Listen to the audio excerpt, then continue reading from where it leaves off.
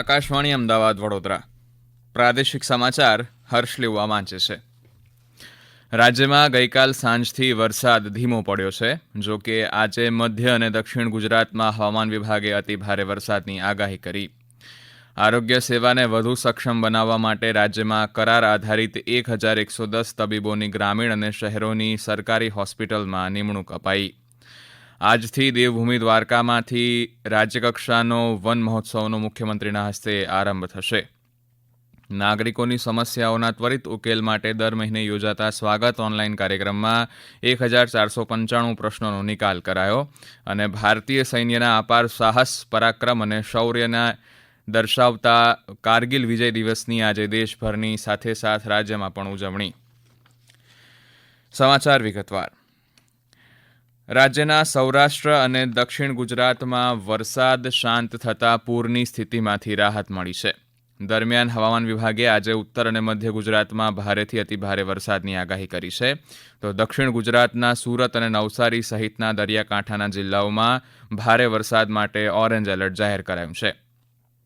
અમારા સંવાદદાતા જણાવે છે કે ગઈકાલે વરસાદમાં રાહત થવા છતાં સૌરાષ્ટ્ર અને દક્ષિણ ગુજરાતના અમુક સ્થળોએ પાણી ભરાયેલા છે. ભારે વરસાદને કારણે રાજ્યના 40 ડેમમાં પાણી છલકાયા છે.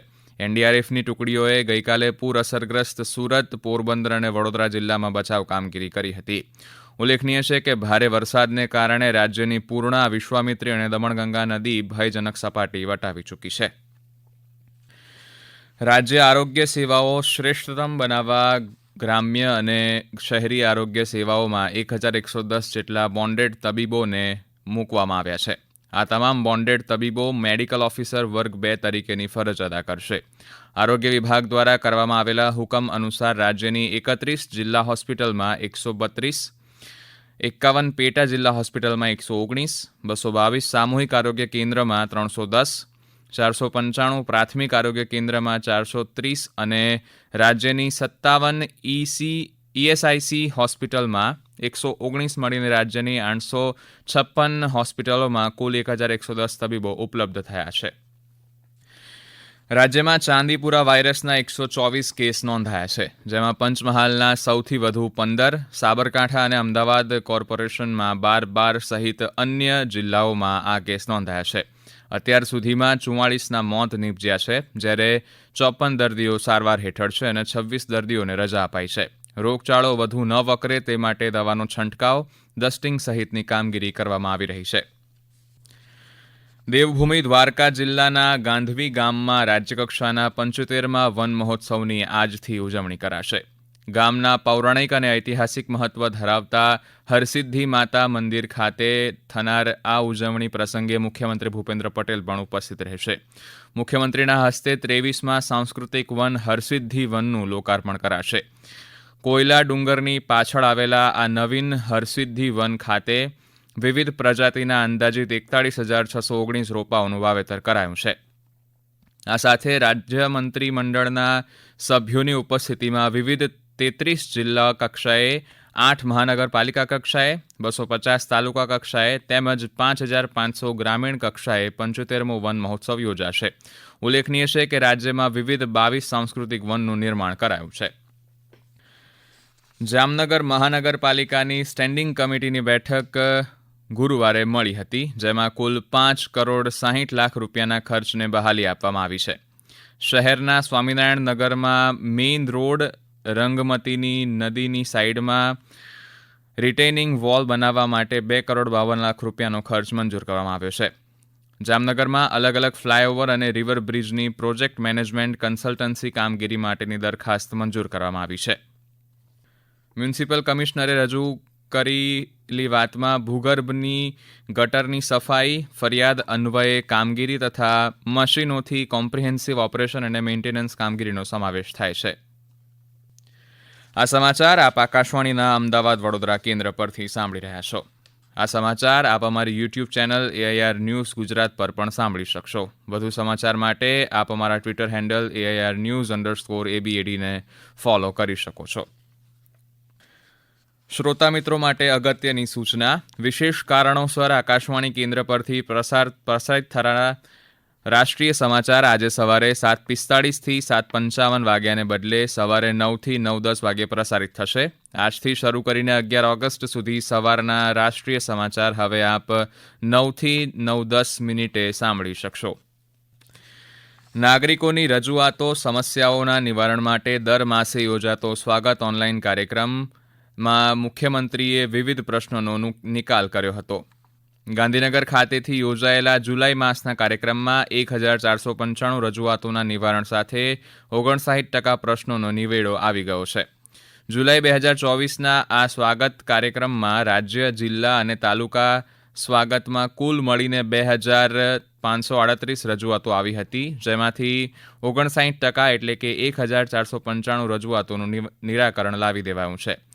ગુરુવારે રાજ્ય સ્વાગત કાર્યક્રમમાં મહેસૂલ, પંચાયત, શહેરી વિકાસ, પોલીસ અને માર્ગ મકાન વિભાગને સ્પર્શતી રજૂઆતો કરવામાં આવી હતી. ભારતીય સૈન્યના સાહસ અને શૌર્યનો આજે કારગિલ વિજય દિવસ છે, ત્યારે તેની રજત જયંતિની ઉજવણીના ભાગરૂપે રાજ્યભરના આ દિવસની પૂર્વ સંધ્યાએ વિવિધ કાર્યક્રમો યોજાયા હતા. ગાંધીનગર શહેર ભાજપ દ્વારા મશાલ રેલી યોજાઈ હતી, જેનું પ્રસ્થાન પતંગ બજાર સેક્ટર 21 ખાતે અને સમાપન શ્રી કમલમ શહેર ભાજપ કાર્યાલય ખાતે થયું હતું. આ મશાલ રેલીમાં દેશ માટે શહીદ થનાર જવાન NK ચૌધરી કાંતિભાઈ તેમજ શહીદ જોય જોસેફના પરિવારજનો, શહેર ભાજપના આગેવાનો, કાર્યકર્તાઓ મોટી સંખ્યામાં ઉપસ્થિત રહ્યા હતા. ભાવનગર અને પાટણમાં પણ મશાલ રેલી યોજીને સૈનિકોના પરાક્રમની અને બલિદાનને યાદ કરવામાં આવ્યું હતું. નેશનલ કોઓપરેટિવ ડેવલપમેન્ટ કોર્પોરેશન દ્વારા ગુજરાતની સહકારી મંડળીઓ અને સંઘોને લોન અને ગ્રાન્ટના સ્વરૂપમાં અપાતી નાણાકીય સહાયમાં છેલ્લા 2 વર્ષમાં 1470%નો ઉછાળો નોંધાયો છે. સહકારી મંડળીઓ સંઘોને NDC દ્વારા પૂરી પડાતી નાણાકીય સહાયનો આંક 2021-22માં 37.40 કરોડ રૂપિયા હતો, જે 2023-24માં વધીને 586 કરોડ જેટલો પહોંચ્યો છે. નેશનલ કોઓપરેટિવ ડેટાબેઝ પોર્ટલ હેઠળ ઉપલબ્ધ ડેટા અનુસાર ગુજરાતમાં 82,143 નોંધાયેલી સહકારી મંડળીઓ છે. રાજ્યસભાના સાંસદ પરિમલ નથવાણીએ પૂછેલા એક પ્રશ્નના જવાબમાં કેન્દ્રીય સહકાર મંત્રી શ્રી અમિત શાહે આ માહિતી પૂરી પાડી હતી. ગૌણ સેવા પસંદગી મંડળ દ્વારા આગામી 28 જુલાઈના રોજ યોજાનાર પેટા હિસાબનીશ તથા હિસાબનીશની ભરતી પરીક્ષા રાબેતા મુજબ લેવાશે. સંસ્થાના સચિવ હસમુખ પટેલે સોશિયલ મીડિયા સંદેશમાં માહિતી આપતા કહ્યું કે હવામાન ખાતાની માહિતી મુજબ 28 જુલાઈ સુધીમાં વરસાદ પ્રમાણસર હોવાથી પરીક્ષા 28 જુલાઈએ લેવાશે. જો કે વરસાદના કારણે જો બસ અને રેલવે સેવા પ્રભાવિત થાય તો પરીક્ષા મોકૂફ રાખવા અંગે નિર્ણય લેવાશે. ઉલ્લેખનીય છે કે હિસાબનીશ તથા પેટા હિસાબનીશની 266 જગ્યાઓ માટે 3 તબક્કામાં ભરતી પરીક્ષા યોજાવાની છે. પ્રધાનમંત્રી નરેન્દ્ર મોદી 28મી જુલાઈએ આકાશવાણી પરથી પ્રસારિત થનાર મન કી બાત કાર્યક્રમમાં પોતાના વિચારો રજૂ કરશે. આકાશવાણી દ્વારા હિન્દી પ્રસારણ બાદ તરત જ પ્રાદેશિક ભાષાઓમાં મન કી બાત કાર્યક્રમનો ભાવાનુવાદ પ્રસારિત કરાશે.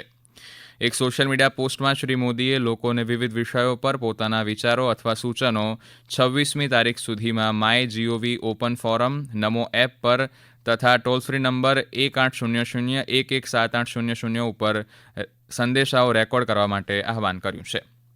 અંતમાં મુખ્ય સમાચાર ફરી એકવાર. રાજ્યમાં ગઈકાલ સાંજથી વરસાદ ધીમો પડ્યો છે. જોકે આજે મધ્ય અને દક્ષિણ ગુજરાતમાં હવામાન વિભાગે અતિ ભારે વરસાદની આગાહી કરી છે. આરોગ્ય સેવાને વધુ સક્ષમ બનાવવા માટે રાજ્યમાં કરાર આધારિત 1110 તબીબોની ગ્રામીણ અને શહેરોની સરકારી હોસ્પિટલોમાં નિમણૂક અપાઈ છે. આજથી દેવભૂમિ દ્વારકામાં રાજ્યકક્ષાનો વન મહોત્સવનો મુખ્યમંત્રીના હસ્તે આરંભ થશે. નાગરિકોની સમસ્યાઓના ત્વરિત ઉકેલ માટે દર મહિને યોજાતા સ્વાગત ઓનલાઈન કાર્યક્રમમાં 1495 પ્રશ્નોનો નિકાલ કરાયો અને ભારતીય સૈન્યના અપાર સાહસ, પરાક્રમ અને શૌર્યને દર્શાવતા કારગિલ વિજય દિવસની આજે દેશભરની સાથે રાજ્યમાં પણ ઉજવણી. આકાશવાણીના અમદાવાદ વડોદરા કેન્દ્ર પરથી પ્રાદેશિક સમાચાર પૂરા થયા. નમસ્કાર.